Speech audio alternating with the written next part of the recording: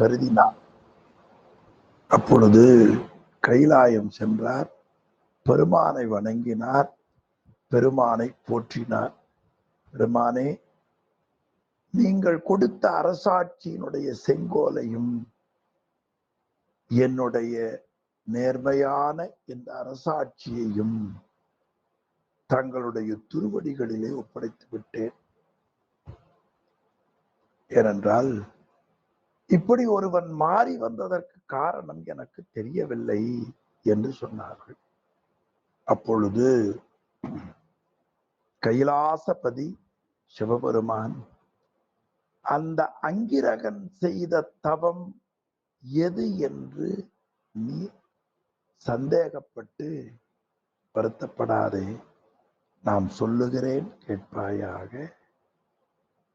எருமைக்கடாவை உறுதியாக செலுத்துபவனே,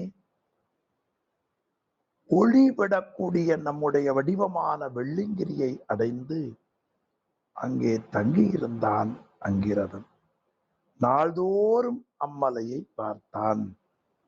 39வது பாடல் வரை சிந்திக்க திருவருள் கூட்டி வைத்தது.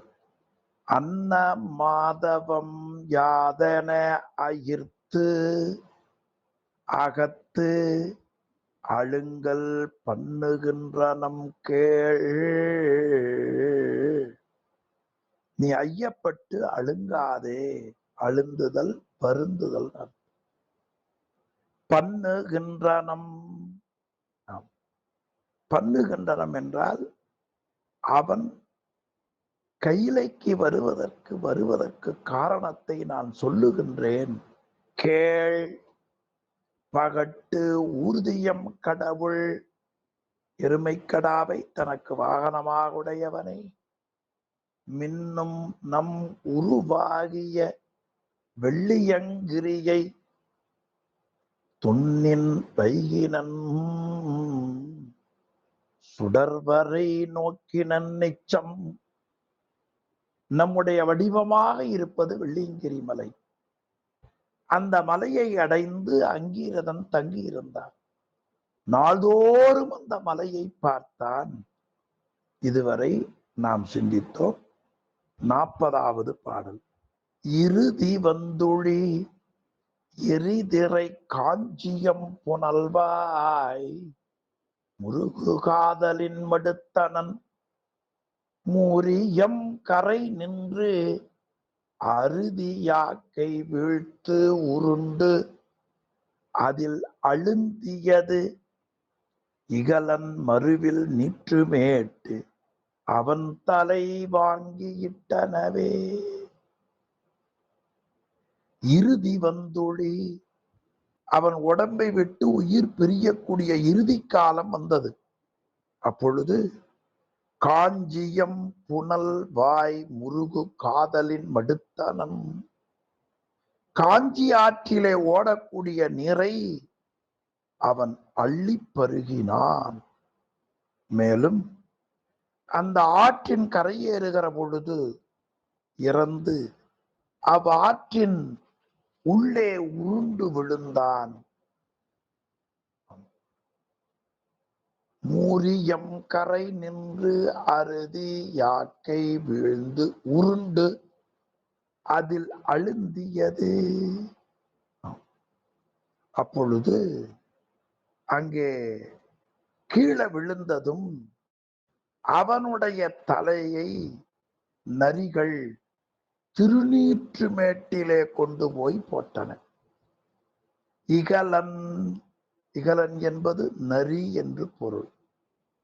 மடுத்தனன், அந்த காவிரி ஆற்றிலே காஞ்சி மாநதியிலே வந்த நீரை அள்ளி பருகினான்.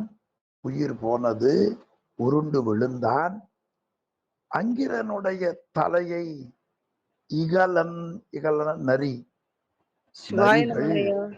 ஐயா எல்லாரும் லைன்ல இருக்கோம், எல்லாரும் லைன்ல இருக்கோங்கய்யா, கால் அட்டெண்ட் பண்ணுங்கய்யா. ஆமா, இந்த பண்றேம்மா. நமங்கய்யா.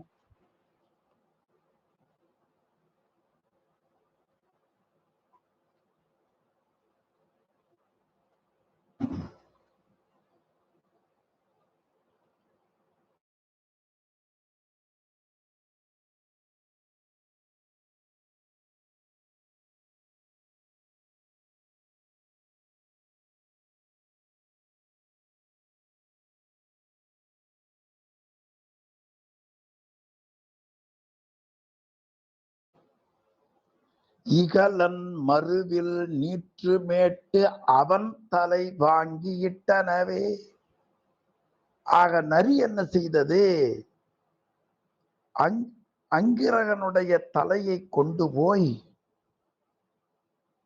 மறுவில் நீற்று மேட்டு, அந்த திருநீற்று மேட்டு பக்கத்துல கொண்டு போய் அதை போட்டது.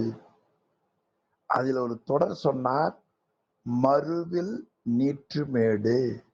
மறுவில் நீற்றுமேடாவது குற்றமில்லாத திருநீற்றுமேடு. அதிலே கொண்டு போய் நரி போட்டது. தொடர்ந்து இன்ன மாதவம் தனக்கு எதிர் மாதவம் உளதோ, 41வது பாட்டு.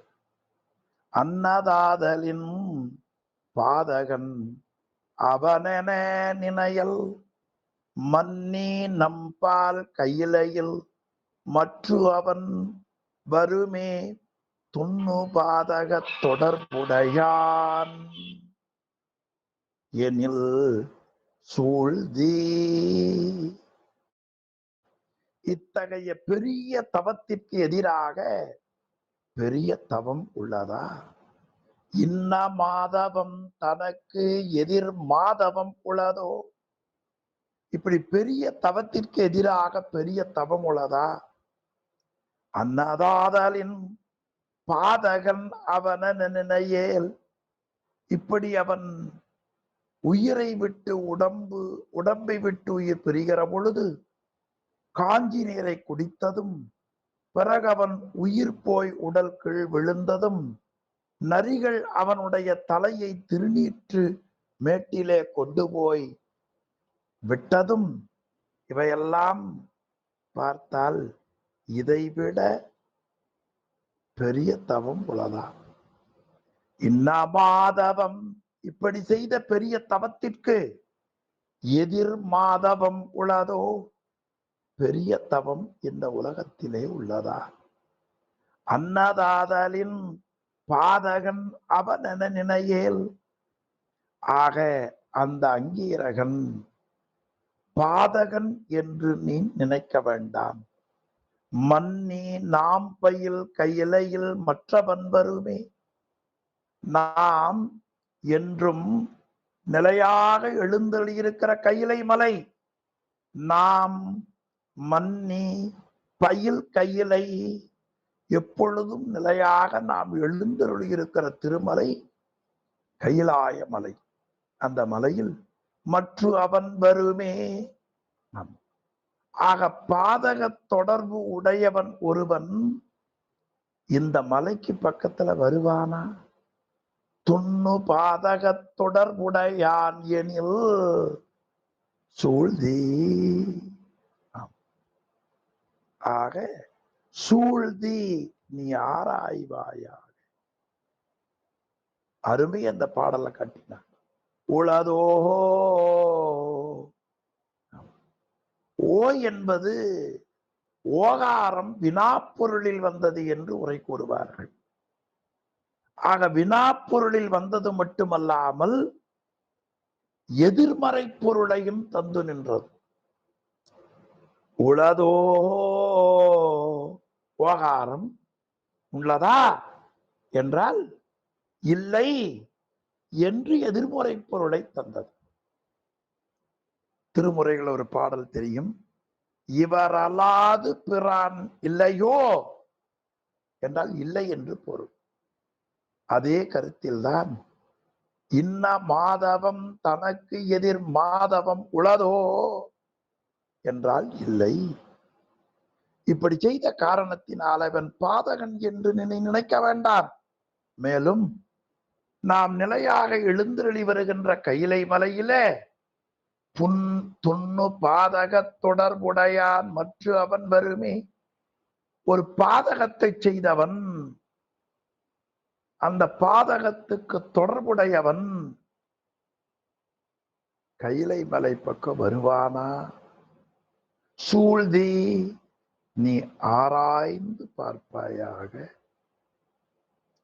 மிக அருமையா சுவாமி காட்டுகிறார். இந்த குறிப்பு நம்ம கட்டாயம் நல்ல அடிப்படையான செய்தி. நாம் நம்முடைய சிந்தனையிலே பார்க்கிறோம், கடவுள் அருள் தன்மையிலே ஆன்மா சென்றதன் கருணையை பார்ப்பார். அப்படி திருமுறைகளிலே பல இடங்கள் வருகின்றன. அதிலே ஒரு தெளிவு காட்டுகிறார் நம்முடைய திருஞான சம்பந்தமூர்த்தி நாயனார். ஆட்பாலவருக்கு அருளும் வண்ணமும் ஆதி மாண்பும் கேட்பான் புகில் அளவில்லை கிளக்க வேண்டாம். சிவபெருமான் எந்தெந்த ஆன்மாவுக்கு எந்தெந்த வகையிலே எப்படி அருளை கொடுத்து ஆட்கொள்ள வேண்டும் என்று அவருக்கு மட்டும்தான் நம்ம கணக்கு வழக்கு தெரியும். நாம ஏதோ கொஞ்சம் தெரிஞ்ச கணக்கை வச்சுட்டு இவருக்கு இப்படியா என்று நாம் எண்ணக்கூடாது. இந்த ஒரு உண்மையை காட்டுவதற்கு ஒரு படலத்தையே பாடியிருக்கிறார் கச்சியப்ப முனிவர் என்று நான் எண்ணி பார்க்கிறேன். அவர் நல்லா கேட்கிறார் பாருங்க. மன்னி நாம் பயில் கையிலையில் நிலை பெற்று எழுந்திருக்கக்கூடிய கைலாய மலையிலே துண்ணு பாதக தொடர்புடையான் எனில் மற்ற அவன் வருமே. ஒரு சமயம் அவன் பாதக தொடர்பு இருப்பானே, ஆனால் அவன் கையிலைக்கு வருவதற்கு வாய்ப்புண்டோ? இது திருக்குறள்ல ஒரு அருமையான குறள். ஒழுக்கமுடையவர் ஒல்லாவே தீய வழுக்கியும் வாயாற் சொல்லல். ஒழுக்கமுடையவன் மறந்தும் கூட தன் வாயிலே கடின சொல்லை பயன்படுத்த மாட்டார். ஒழுக்கமுடையவர் ஒல்லாவே தீய வழுக்கியும் வாயாற் சொல். ஒழுக்கமுடையவனே வழுக்கியும் வாயால் சொல்ல மாட்டான் என்று சொன்னால், ஒழுக்கமாக நின்று நிலை பெற்றிருக்கிற கைலாய மலையில பாதக தொடர்புடையவன் செல்ல முடியுமா என்று யமனை பார்த்து கேட்கிறார் அல்லது அறிவு கூறுகிறார் ஆசிரியர். இந்த கருத்தெல்லாம் ஞானசம்பந்த பெருமான் ஆட்பாலவருக்கு அருளும் வண்ணமும் ஆதி மாண்பும் கேட்பான் புகில் அளவில்லை கிளக்க வேண்டாம். சில பேர் ஆலய பணி செய்கிறார்கள், அவர்களுக்கு இடையூறுகள் வருகின்றன. இறைவனையே சிந்திக்காமல் சில இருக்கிறார்கள், அவர்கள் மகிழ்ச்சியாக வாழுகிறார்கள். இவையெல்லாம் வினைக்கு ஏற்ப இறைவன் அருள் செய்ததை என்பதை நாம் அழகாக பார்க்கிறோம். பாரத கதைகளிலே இது போல பல செய்திகள் வருவதை பார்க்கிறோம். எனவே இறைவன் நினைவூட்டுகிறார், நாம் மன்னி பயில் கையிலையில் துண்ணு பாதக தொடர்புடையான் எனின் மற்ற அவன் வருமே. மற்றவன் வருவதற்கு வாய்ப்புண்டா? சூழ்தி கொஞ்சம் சிந்தித்து பார், ஆராய்ந்து பார். மனிதனுக்கு இந்த பொறுமையாக சிந்திக்கிற ஒரு சிந்தனையை தான் அறிவு மறைத்து விட்டது. எனவே ஒரு செய்தியை சிந்தித்து ஆராய்ந்து கூறுபவர்களது போக்கை மனதில் வாங்கி அதன் பிறகு நாம் அதை சிந்திக்க வேண்டும். அந்த அருமை குறிப்பை இதுல காட்டுகிறார். துண்ணு பாதக தொடர்புடையான் எனில் நாம் பயில் மன்னி கையிலையில் மற்ற அவன் வருமே. சிவனடியார்களுக்கும் அப்படித்தான், உலக மக்களுக்கும் அப்படித்தான். அப்படி வருகிற பொழுது சிவபெருமானை நன்கு நாம் உணரப் பெற்றவர்கள் ஏதேனும் ஒரு குறிப்பை இறைவன் கொண்டிருப்பான். அதே ஒரு அருமையான வரலாற்றை தருமபுர மகா சன்னிதானம் இப்பெருப்பவர்களுக்கு முன்னே இருப்பவர்கள் திருமடத்து பெரியவர்களை ரொம்ப சிவமா கருதி வணங்கியே ஆக வேண்டும். எதிர்மறை பேச்சுக்கு இடமே கிடையாது. இப்பெருப்பவங்களுக்கு முன்னைய மகா சன்னிதானம் அவர்கள் சிறுத்தொண்ட நாயனாருடைய இல்லத்திற்கு சிவபெருமான் காபாலி செய்வ வேடத்திலே சென்றார். அங்கே சென்று அப்பொழுது சிறு தொண்டர் அவரை வந்து பார்த்தார், அவரை வழிபட்டார். நான் பேசுறது எல்லாத்துக்கும் கேக்குதா? கேக்குது. ராஜையா கேக்குதுங்க ஐயா. நல்லது நல்லது, மகிழ்ச்சி, நன்றி ஐயா. அப்பொழுது சிறு தொண்டரை பார்த்து வணங்கி நிற்கிறார். காபாலி செய்வ வேடத்துல வந்த சுவாமி கேட்கிறார், நீரோ பெரிய சிறு தொண்டர், சுவாமியினுடைய மதிப்பு எங்கன்னு பாருங்க. பிறகு அந்த வரலாறு நான் கதை சொல்ல வரல, செய்திக்கு மட்டும் வருகிறேன். சுவாமி எங்களது இல்லத்திலே எழுந்தருளி திருவமுது செய்ய வேண்டும். ரொம்ப அருமையா பணிவா கேட்கிறார். அடியேன் இல்லத்தில் எழுந்தருளி அமுது செய்து அருள வேண்டும். அவர் சொன்னார், நாம் 6 மாதத்துக்கு ஒருவர் சாப்பிடுவோம். 6 மாதத்துக்கு ஒருக்கா சாப்பிடுற நாள் இன்னைக்குத்தான். 6 மாசத்துக்கு சாப்பிடுறவன் இன்னைக்கேத்தான் தொடங்கியதுன்னு சோறு போட முடியாது. 3 மாசம் தானே சாப்பாடு போட முடியாது. ஆனா இன்னைக்குத்தான் அது நிறைவு. இன்னைக்கு சாப்பிடுற நாள்.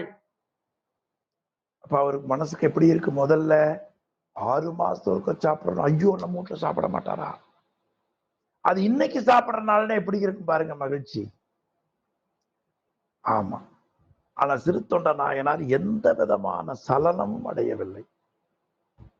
பிறகு நாம் நீங்கள் சாப்பிடுவது போல சாப்பிடுவோம் அல்லன், எமக்கு உம்மால் பரிந்து ஊட்ட இயலாது, ஒண்ணாது, முடியாது. 3 சொல்லுகிறார். இயலாது, ஒண்ணாது, முடியாதுன்னு வந்தவரே அப்படி சொன்ன உடனே சிறு தொண்ட நாயனார் என்ன செய்திருக்கணும்? பயப்பட்டிருக்கணும் இல்ல? அவர் சொன்னார், சிவபெருமானுடைய அடிமைக்கு உலகத்துல முடியாதது எதுவும் இல்லை. சொல்லுங்கள், நான் உணவு தங்களுக்கு ஏற்ற முறையில் கொடுக்கிறேன். நாம் உண்பது மாமிச உணவு. இது வந்தவர் சொன்னார். இவர் சொன்னார், மாமிசம் தரக்கூடிய ஆடு, மாடு, எருமை என்னிடத்தில் உள்ளது. உங்களுக்கு எந்த மாமிசம் வேண்டும்? அவர் சொன்னார், நீங்க நினைக்கிறது போல அந்த மாமிசம் சாப்பிடுறவன்ல, நான் இதை கவனிச்சுட்டே வாங்க, நான் நர மாமிசம் சாப்பிடுவேன். அதுவும் எனக்கு என்றுதான். ஆனாலும் அதுல ஒரு சில ஒழுங்குகள் இருக்கின்றன. ஒரு வீட்டிற்கு ஒரு குழந்தை இருக்க வேண்டும், தாய் பிடிக்க தந்தை அறிய வேண்டும், நோய்வாய் இல்லாதல் இருக்க வேண்டும், 5 வயதுக்கு உட்பட்டவனாக இருக்க வேண்டும். இதான் சுவாமி கேட்டது. திருத்தொண்ட நாயனார் சொன்னார், சுவாமி அதுவும் நமக்கு எளிதே, விரைவாக நான் என்ன பாருங்க, உலகத்துல இப்படி ஒரு உண்மை சம்பவத்தை எங்கேயும் காண முடியாது. நூல்கள்ல போனார், அதெல்லாம் விட்டுருவோம், என வரலாறு கூறுன நேரம் ஆயிரும். சமைச்சு வச்சாச்சு, அடியார வந்து அழைச்சிட்டு போனார். அப்பொழுது உங்களுக்கு எப்படி சாப்பாடு போடணும்ல கேட்டார்கள். அவருக்கு மட்டும்தான் இலை போடல, பிளேட்ல போட்டதா சேக்கிலார் பாடுகிறார். எல்லா பக்கம் இலை போட்டு தான் போடுவாங்க, அங்க மட்டும் தட்டுல போட்டாங்கிறார் பாடுறார். அதெல்லாம் நூல் படிக்கிற போது பார்த்துக்கோ என்ன காரணம்னு. அப்பொழுது எல்லாவற்றையும் நான் கூறியபடி சமைத்தீர்களா? இது வந்தவருடைய வினா. சுவாமி தங்கள் உத்தரவுப்படி சமைத்து வைத்திருக்கிறோம். தலைக்கறி அமுதுக்கு ஆகாதென்று அதை தனி வைத்தோம். இதுதான் நாயனாரும் மனைவியும் சொல்லுவது. அப்பொழுது ஒரு சந்தேகம் வரும்.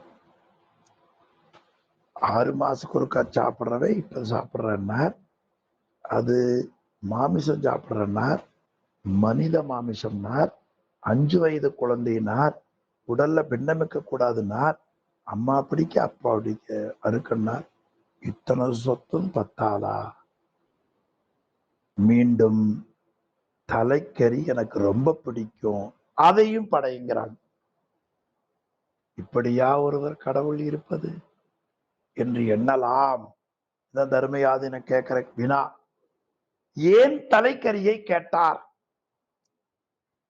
இத்தனையும் கேட்டு முடிச்சாரு, தலைக்கறி ஏன் கேட்டார் என்றால் அதுக்கு அவர் விளக்கம் சொல்லுவார்.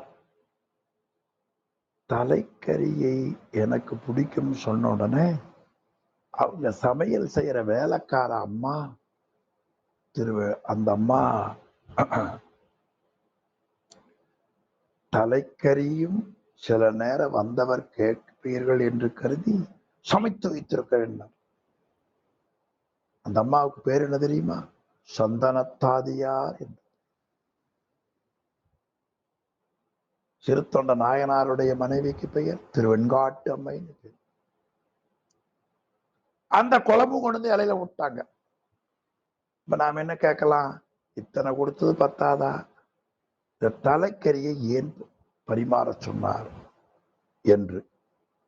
அதுக்கு சன்னிதானம் சொல்லுவார்கள், இப்ப தலைக்கறியை வச்சுட்டு பையனை போய் கூப்பிடுங்க, அவன் வருவான்னு சொல்றாங்க. 2 பேரும் போய் சீராளா அடியார் உடன் உண்ண அழைக்கின்றார், வாராய் மைந்தா வருவாய் என்று அழைக்கிறார்கள். அப்பொழுது சிவபெருமான் அடியாருக்கு என்ன படைக்கப்பட்டிருக்குதோ அந்த உடல் தலையில்லாமல் படைத்திருப்பார்களே, தலையில்லாமல் அந்த சமைத்த குழம்பு படைக்கப்பட்டால் சீராளா வருவாய் என்று சொல்லுகிற பொழுது தலையில்லாமல் முண்டம் வந்து வரும். ஏன்னா இலையில போட்டுக்கிற தலைக்கறி இல்லை. அப்ப வான்னு சொன்னா யார் வருவாங்க? சாமி இடத்துல என்ன படைக்கிறோமோ, என்ன விண்ணப்பிக்கிறோமோ அது நமக்கு கிடைக்கும். எனவே தலை இல்லாமல் ஒரு பிண்டம் வந்துடக்கூடாது என்று கருதித்தான் தலைக்கறி கேட்டார். இது ஒரு வகையான சிந்தனை. அப்ப இறைவன் ஏன் செய்கிறார் என்று நம்மால் அறிந்து கொள்ள வாய்ப்பில்லை. திருவருளை படிப்பவர்கள், திருவருளிலே தோய்ந்திருப்பவர்கள், அடியார்களை சிந்திப்பவர்கள் இப்படி வருகிற பொழுது ஏதேனும் ஒரு திருவருள் குறிப்பு இருக்கும் என்று எண்ண வேண்டும். அதைத்தான் யமனே நீ கொஞ்சம் சிந்திச்சு பார், துண்ணு பாதக தொடர்புடையான் என்று அங்கீகன் இருப்பானே, ஆனால் நாம் மன்னி பையில் கையிலையில் மற்ற அவன் வருவானா? என்ன சரியான கருத்து.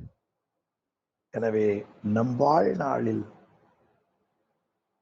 எண்ணுவதெல்லாம் சரியாக எண்ணி வழிபட்டாலும் சில இடர்கள் நமக்கு வருவதற்கு வாய்ப்பு உண்டு. அப்பொழுது திருவருள் திருக்குள்ளம் என்று கொள்ள வேண்டும். நாவுக்கரசு பெருமானை தண்டிப்பதற்கு சமணர்கள் சொல்லுகிற பொழுதுதான், சமணர்கள் அழைத்துச் செல்லுகிற பொழுது நாவுக்கரசு சொல்லுகிறார், ஈண்டு வரும் வினைகளுக்கு எம்பிரான் உளன். ஈண்டு வரும் வினைகளுக்கு எம்பிரான் உளன். இது எவனுக்கும் தெரியும். இல்லைன்னா எவனுக்கு இந்த போஸ்ட கொடுத்திருக்க முடியுமா?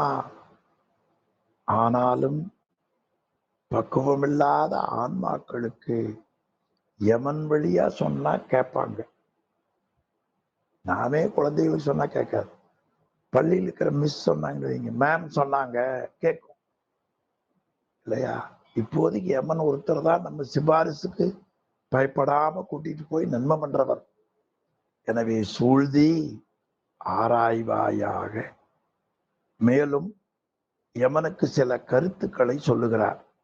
உறுதி இன்னும் ஒன்று உரைத்திட கேட்டி, பேரூரில் இறுதி உற்றவர் பசித்தவர் உடலினை எடுத்தோர்,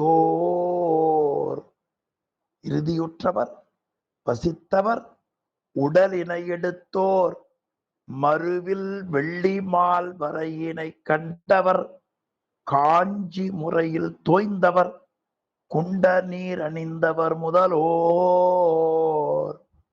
ஒரு பட்டியல் கொடுக்கிறார்.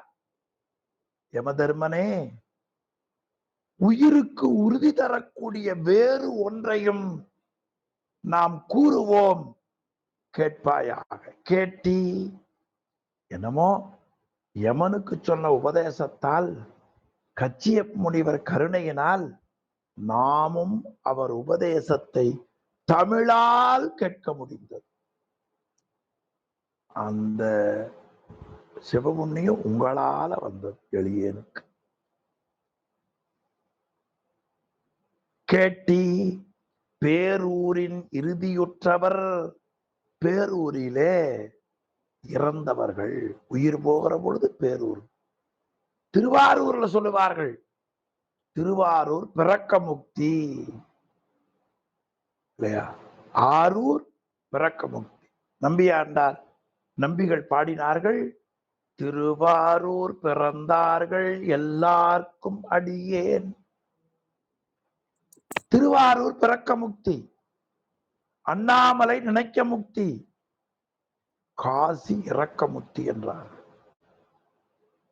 சிவபெருமானை எண்ணி எந்த உயிர் இறக்கிறதோ அந்த உயிர்களுக்கெல்லாம் முக்தி. அதனால் அப்பர் பெருமான் சொன்னார், நெஞ்சுளே புகுந்து நின்று நினைதரு நினைவினானே. என் நெஞ்சுக்குள்ளே நீ இருக்கிறாய். எனக்கு யமபயம் வருகிற பொழுது, உடம்பு விட்டு உயிர் போகிற பொழுது, என் உயிருக்கு துணை செய்ய கருவிகளாகியது உடம்புக்கு நோய் வருகிற பொழுது, நோய் அவை சாருமாகில் நோக்கி நீயே பாரு. எதை பாரு? இந்த நோயை திருக்கண் நோக்கம் பாரு. அருள் செய்யாயி. திருவையாற்று திருத்தலத்துல காட்டுகிறார், நோக்கரிய திருமேனி உடையாய் நீயே, நோவாமே நோக்கருள வல்லாய் நீயே. என்ன தொடர் பாருங்க. நோக்கரிய திருமேனி உடையாய் நீயே, பசுஞானத்தாலும் பாசஞானத்தாலும் காண முடியாத வடிவை உடையவன் நம்முடைய பெருமான். நோவாமே காத்தருள வல்லாய் நீயே, ஆன்மாக்கள் துன்பப்படாமல் அந்த ஆன்மாக்களை காப்பாற்றுகிற கருணையாளன். நோய் அவை சாருமாகில் நீயே பார்த்துக்குப்பா, நோக்கி நீ அருள் செய்யாயே என்று அப்பர் பெருமான் காட்டுகிறார். அந்த யமனுக்கு சொல்லுகிறார், இன்னொன்றும் கூறுவோம் கேட்பாயாக, பேரூரில் இறுதியுற்றவர் வசித்தவர், பேரூரில் வாழ்ந்தவர், உடலினை எடுத்தோர் பிறந்தவர். அப்ப ஒன்னொன்னும் பிறக்க முக்தி, இறக்க முக்தி, தரிசிக்க முக்தி, இந்த மூன்றும் பேரூரில் கிடைக்கிறது.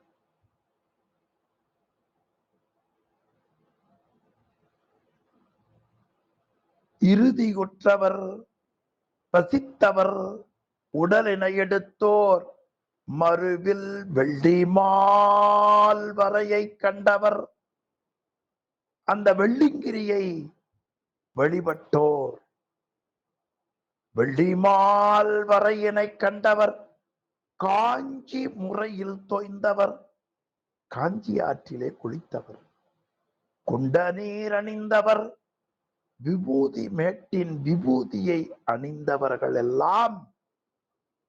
43வது பாடல். நெட்டு ப்ராப்ளமோ பாடல் காமிக்கிறதுக்கு வாய்ப்பு குறைவா போய்விட்டது போல இருக்கிறது. ஆனா பேசுறது கேக்குது இல்லையா? கேக்குது. அந்த நெட் ஆமா, அந்த நெட் ஒளிபரப்புலதான் ஏதோ சில அலைவரிசையில் இடர்பாடு போல் இருக்கிறது. சரி, பாடலை கேளுங்க, மறுபடியும் முயற்சி செய்து பாருங்க. ஜீவாம்மா பாடல் அதை ஒளிபரப்ப முடியுதா? அந்த பாடல்களை வீடியோவா காமிக்க முடிகிறது, கொஞ்சம் முயற்சி பண்ணுங்க. குண்ட நீரணிந்தோர் முதலோர் தனிப்பில் பாதகம் பற்பல சமைத்தனரேனும் இணர்க்க நற்கொழுந்து அற்பம் அட்டபஞ்சனம் அவையிறப்ப மணப்பசும்பொழில் வாங்கும் இம்மால்வரை எடுப்பர் பனைத்த பாவர் என்றவர் தமை பற்ற நீ முயலல். ஆக பேரூரிலே இறுதியுற்றவர், அங்கே வசித்தவர்கள், அங்கே உடலை எடுத்தவர்கள், வெள்ளியங்கிரியை கண்ணால் கண்டவர்கள், காஞ்சி ஆற்றில் குளிப்பவர்கள், திருநீற்று மேட்டிலே நீரணிபவர்கள், தனிப்பில் பாதகம் பற்பல சமைத்தரேனும் குறைவில்லாத பாதகங்களை பலவற்றை செய்தனரேனும் இணர்க்க நற்கொழுந்து அட்டபஞ்சன அவை இறப்ப. இணர்க்க, இணர்க்கனா இணர்க்க நற்கொழுந்து, அதாவது கொழுந்து விட்டு எரியக்கூடிய நெருப்பில் இந்த பேரூர்ல இறுதியுற்றவர், வசித்தவர், உடலை எடுத்தோர், வெள்ளிமலையை கண்டவர், காஞ்சியில தொய்ந்தவர், குண்டனை அணிந்தவர், இவர்களெல்லாம் தனிப்பில் பாதகம் பற்பல சமைத்தனரே, குறைவில்லாத பாதகங்கள் பலவற்றை செய்தனரேனும் இணர்க்க நற்கொழுந்து. இணர் என்பதற்கு எரின்னு பேர்.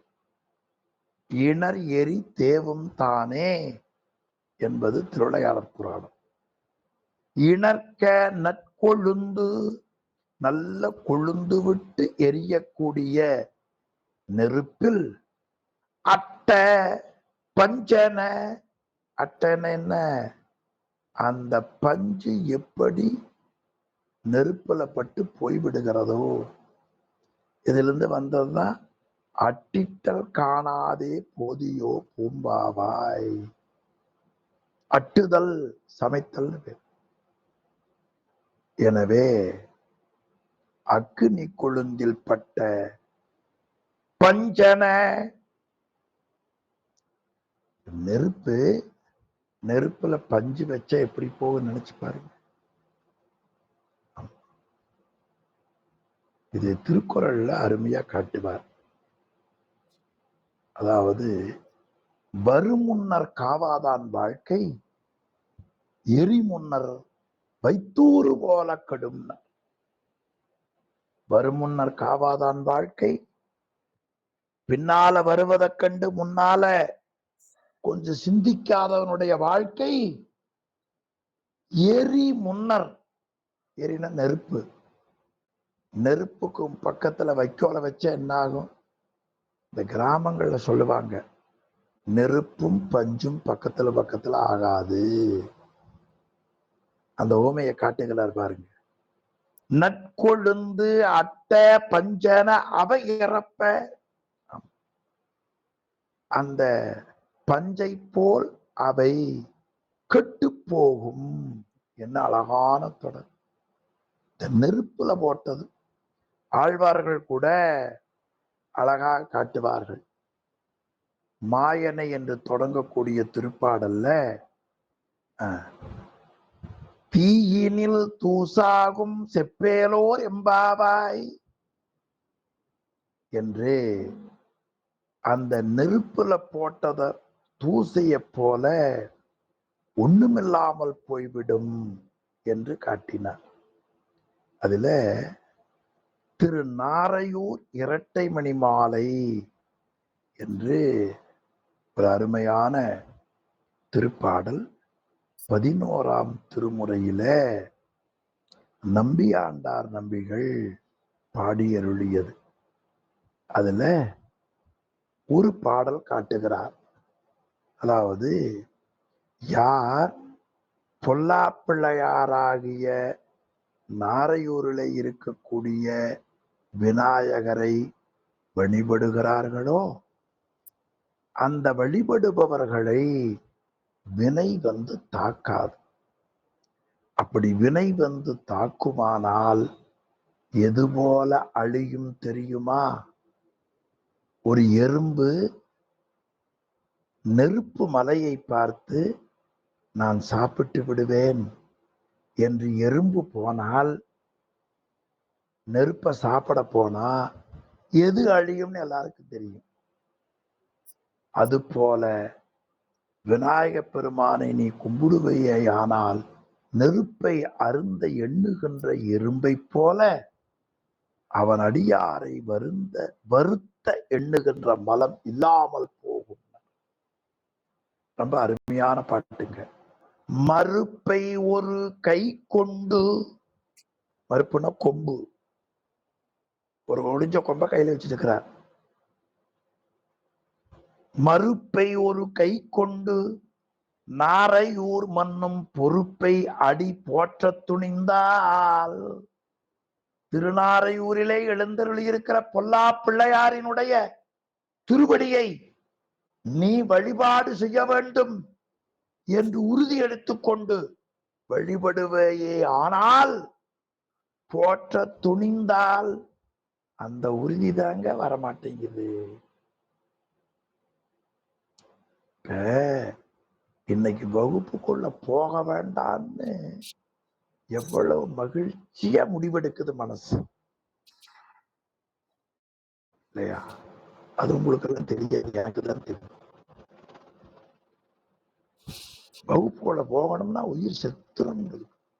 வகுப்புக்குள்ள போக முடியலன்னா செத்து போக வேண்டும் என்ற உணர்வு வர வேண்டும்.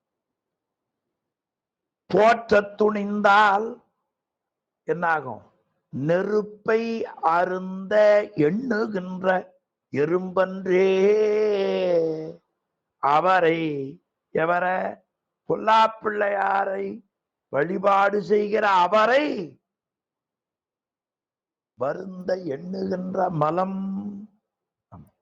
இதெல்லாம் நான் உங்களுக்கு, நெருப்பு இருந்தால் அது எப்படி எப்படி வள்ளுவ பெருமான், நம்பி ஆண்டார் நம்பி, ஆண்டாள் நாச்சியார் அங்கங்க சில நினைவுல இறைவன் நினைவூட்டியதை உங்கள் திருவடியிலே வைத்தேன். அத போல பாதகம் பற்பல சமைத்தனரேனும் இனர் நற்கொழுந்து அட்ட பஞ்சன அவை இறப்ப. அதுக்கு மேல மன பசும்பொழில் வாங்கும் இம்மால்வரை அடுப்பர், மனமிகுந்த சோலை சூழ்ந்த இந்த மலையிலே வந்து சேர்வார்கள்.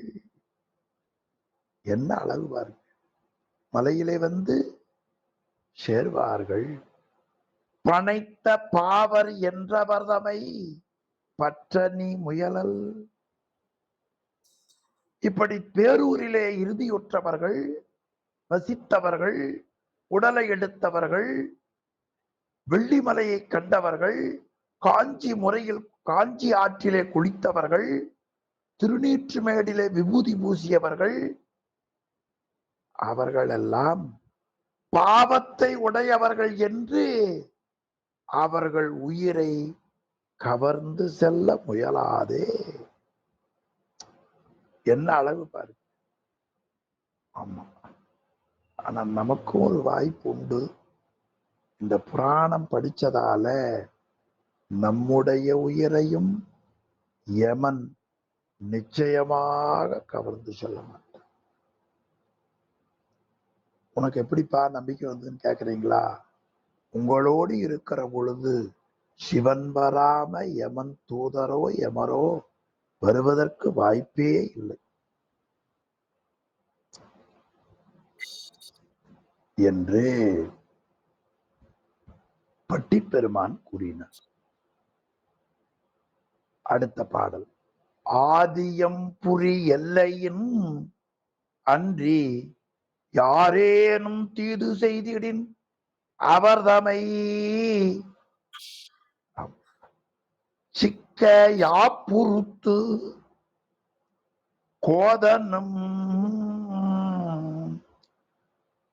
கோதனுங்குமா முறைபுரி கொண்ட அதிகாரம் போதி என்றனன் புறம் பொடித்தருளிய புனிதன். இப்போ உபதேசம் செய்கிறார் நிறைவா.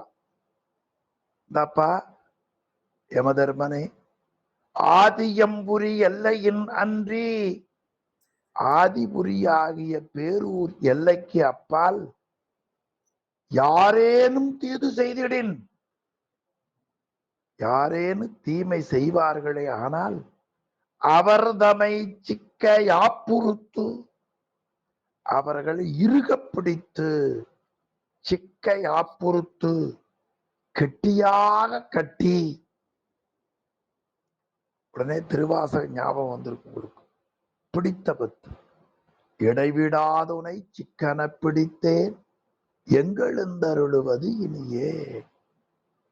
அந்த சொல் முனிவருடைய நெஞ்சில் இருப்பதால் சிக்க யாப்புறுத்து கோதனும்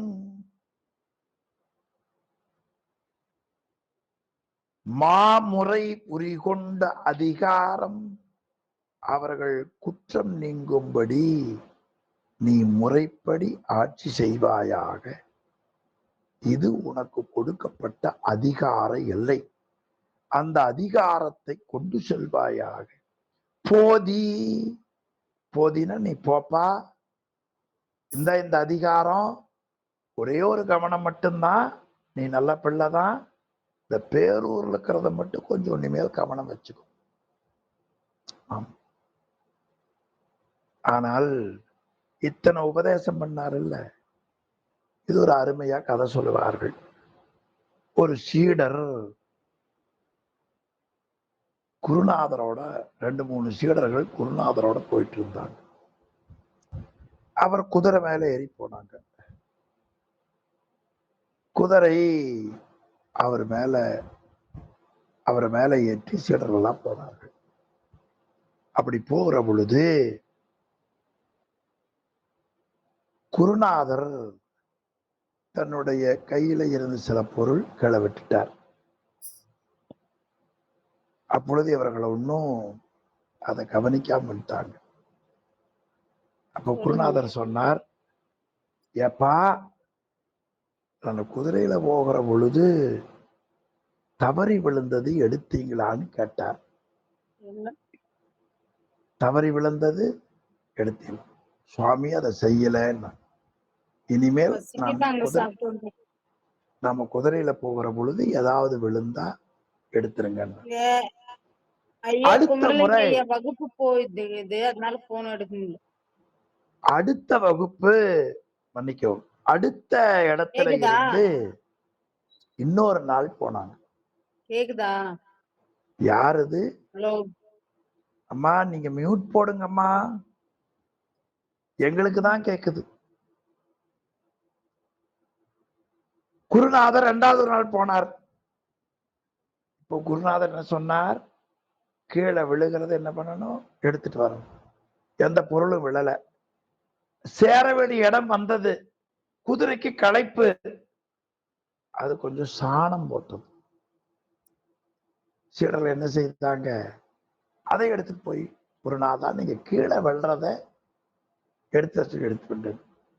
அப்பேற்பட்ட சீடர்கள் என்ன மாதிரி அவங்க. திருப்பி அவர் சொன்னார், அட இதெல்லாமாப்பா எடுப்பாங்க. குருநாதா, எது எது எடுக்கணும், எது எது விடணும், ஒரு பட்டியல் கொடுங்க, நாங்க அதை மாதிரி செய்யறோம். குருநாதர் எல்லாம் பட்டியல் கொடுத்தார். 3வது இடத்துக்கு போறாங்க. அது நல்ல வேலையா குருநாதர் கிளம்பி இந்த பட்டியல் எடுத்தாங்க. அதுல குருநாதர் கீழே விழுந்த எடுக்கணும்னு இல்லை, விட்டுட்டாங்க. இப்படி உபதேசம் கேட்டா என்ன செய்யறது இல்லையா? எனவே உனக்கு கொடுக்கப்பட்ட அதிகாரம், இந்த பேரூர்ல இருக்கிற செயல், அவர்களை எல்லாம் விட்டுவிட்டு இந்த எல்லைக்கப்பால் யாரேனும் தீமை செய்வார்களே ஆனால் அவர்களை இறுக பிடித்து குற்றம் நீங்கும்படி நீ முறைப்படி ஆட்சி செய்வாயாக, அதிகாரத்தை கொண்டு செல்வாயாக. போதி என்றனன் பொதின செல்வாயாக, புறம் பொடி தருளிய புனிதன். புறணம் முப்புறம், முப்புறத்தை எரித்த இறைவன் இதுபோல யமனுக்கு அருள் செய்தான் என்று காட்டுகிறார். எனவே போதி என்ற முறையில் நாமும் இன்றைய வகுப்பை இந்த அளவில் நிறைவு செய்வோம். புறம் பொடித்தருடைய புனிதனுடைய திருவருள் எல்லோருக்கும் கிடைக்க வேண்டும் என்று வேண்டி இந்த அளவில் இன்றைய வகுப்பை நிறைவு செய்வோம். ஓதுவாமூர்த்திய இந்த புனிதனை பூவனூரனை ஐயா வாய்ப்பு இருக்குமா? பூவனூர் புனிதன் திருநாமம். ஆமாங்க ஐயா, ஆமாங்க ஐயா. சிவாயன் பூவனூர் புனிதன் திருநாமம் தான் நாவில் நூறாயிரம் நன்னினார் பாவமாயின பாரிப்பர